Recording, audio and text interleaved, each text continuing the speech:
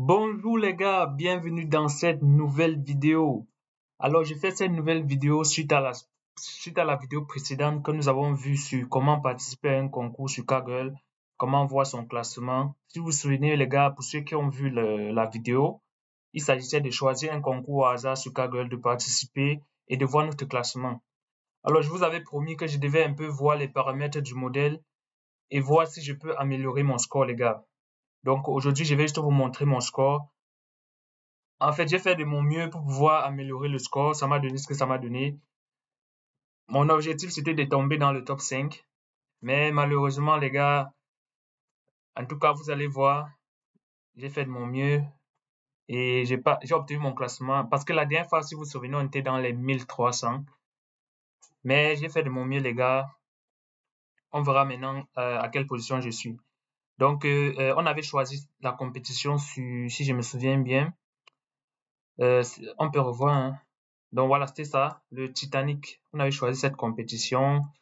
On avait vu que c'est un vaisseau spatial. On veut voir si les gens ont été transportés dans une dimension ou pas, dans une autre dimension ou pas. Euh, les gars, si vous n'avez pas vu la vidéo que nous avons fait en direct sur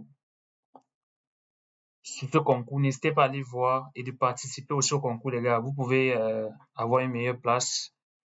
Donc, on peut voir déjà, je vous montre vite fait ce qu'on a vu dans la vidéo. On a vu ça. Qu'est-ce que j'ai encore fait de mon côté? Voilà, de mon côté, j'ai essayé de tester différents modèles, changer les paramètres, comme vous voyez ici. La dernière fois, on avait juste vu ces deux modèles-là. De mon côté, j'ai essayé vous voyez comme ça là, de changer un peu les paramètres du modèle, de faire de la cross-validation pour voir si ça peut me donner quelque chose de bon, les gars. J'ai quand même galéré pour ça parce que à chaque fois, j'obtenais des modèles qui ont presque les mêmes paramètres, les mêmes scores. Parce que vous voyez, même en changeant de modèle, j'ai d'abord commencé par un forêt aléatoire. Après, j'ai choisi le gradient boosting. Je change un peu comme ça. Regardez, j'ai testé plusieurs modèles, les gars. Même celui-ci, je l'ai testé. J'ai même testé un MLP classifier. Vous voyez, j'ai même testé celui-là. En fait, j'ai remarqué qu'en testant ceux-ci, en fait, j'avais les scores un peu légèrement plus bas que ce qu'on avait vu la dernière fois.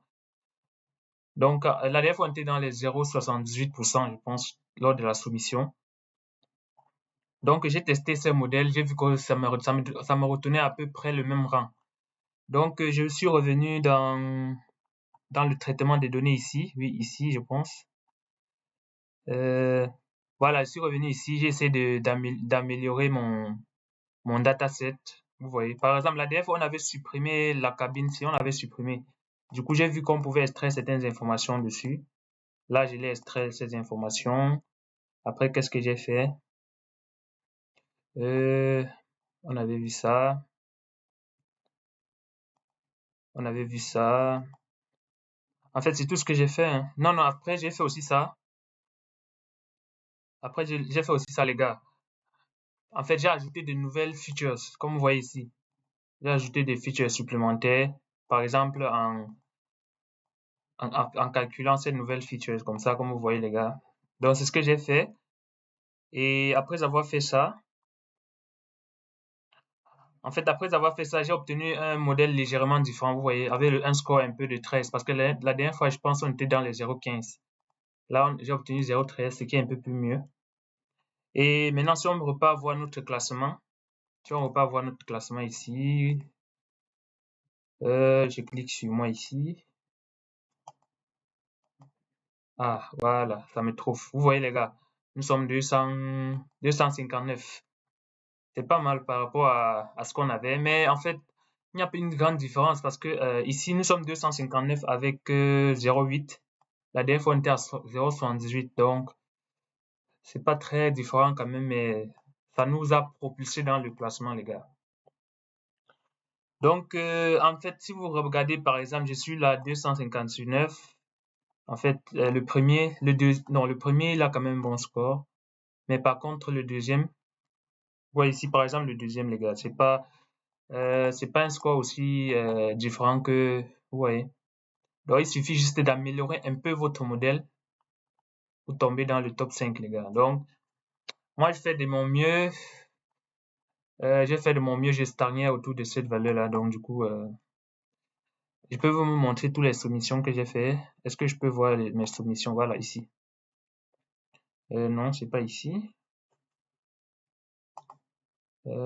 Soumission. Voilà, vous voyez. Voici les différentes submits que j'ai faites. Vous voyez qu'en fait, on avait commencé autour de 118. On a amélioré ici un peu. On a amélioré, voilà. C'est à partir de cette soumission-ci que j'ai commencé à stagner, vous voyez. Là, ça stagne, c'est vraiment.